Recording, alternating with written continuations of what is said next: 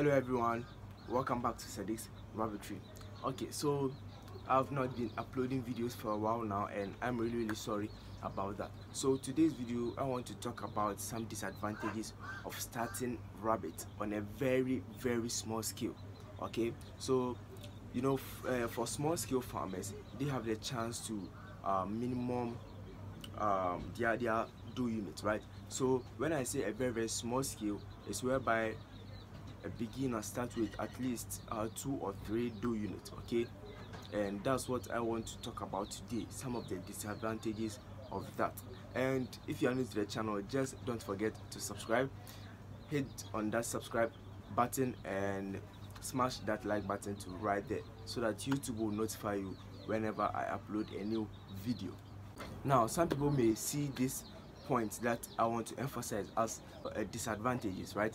At their side it's a very good thing, right? And some people too, they think that here is a disadvantage, so they will think twice before venturing into the farming with a very small scale. Okay, so if you're out there and you know that this point that I want to give out is just something you are cool with it, then that's fine. And also if you are a beginner, then you can consider these things I want to talk about before venturing into the small scale aspect.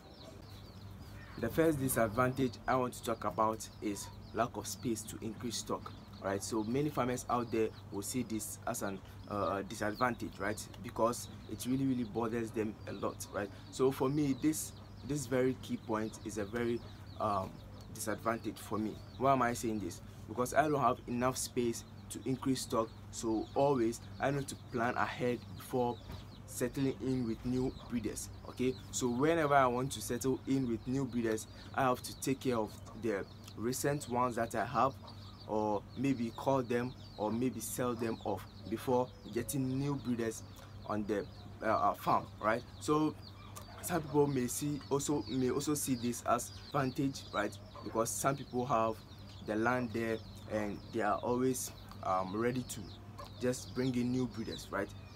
So for those of you who want to venture into it like beginners, then you should take this as a very good aspect you should tackle before venturing into it, or else you might see yourself not having the production. The second disadvantage I want to talk about is traveling becomes a problem. Now most farmers out there can relate to this, especially those who are in very small scale. Okay, so whenever you want to travel, you just have to sell off the rabbits before you can travel. Why? Because you don't have anyone on the farm to look after the rabbits for you. And not in the case where you have a very small scale and you will say you will go out there and find a farm manager to look after the farm for you before you come back, right? It's not possible, or else you are going to waste a lot of money. So you just have to sell them off. When you come back, then you come and continue, right? Which is a disadvantage, right? Because with this you are going to lose a lot of money when you find a farm manager to look after the farm before you come back. So if you want to venture into the small scale or very small scale, then you should consider this before venturing into it. And I would suggest you should start with at least maybe 10 to 15 or 12 doe units, which is very good for you as a starter. Then you can be able to plan how you can market them, so whenever an event hits you, then you know how to go about it before traveling or maybe doing any other thing else. The other disadvantage I want to talk about is insufficient supply of stock. Okay, so now this is where many farmers get it wrong, right? This is where they say rabbit farming is not lucrative and it is a slow business. When you venture into it, before you sell them off, it takes a lot of effort and time before you can sell them off, right? So all of this depends on your doe unit or the size of your breeders, okay, which can bring in more kids for you to be able to sell off, right? So in a case where you have 3, 4 or 5 doe units and you are expecting maybe a restaurant to give you a deal to give you a deal to be able to supply them meat like every week. And I hope you can't do that, right? With 5 dough units, you can't be supplying a restaurant with meat every week, right? So this is where it becomes a disadvantage for some farmers, right? So for those who have the land, they have no problem, right? Because they can increase their stock every time. Okay, so whenever they have the a deal with maybe a market, right? So they will just increase their stock, and when the kids come in, they will have the way to plan it and market them to those aspects or those sources of demand. As I said earlier, this point I'm giving out will not affect some farmers, right? But especially it affects those who are coming in as the beginners, right? So you need to consider this aspect before venturing into it as a very small scale. The fourth point I want to talk about is they are easily stolen or attacked by predators. Okay, so this might not affect some farmers, right? And I'm talking about this for the newbies, right? So you starting on a very small scale, you rather not pay more attention to them, right? You know that, okay, as soon as you feed them, you clean up the place, that's it. Okay, you have your cage set up, and that's all, right? So in this case, you have more predators around who might be attacking your rabbits whenever you are not around. Okay, so you need to consider this aspect very much. You should be able to secure the area where you put your rabbits.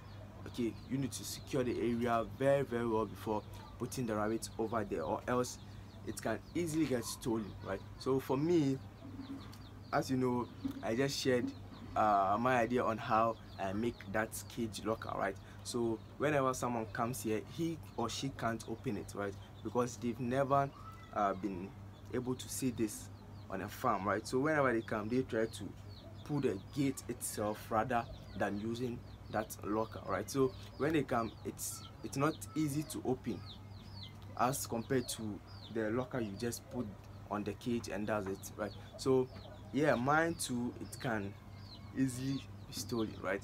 Because we have a way right there and people just come and pass by every time. But I know that they know I'm a rabbit man, right? So I'm fully secure. No one will even bother himself to come and steal the rabbits. Of course, some may do it, but you know, it is what it is.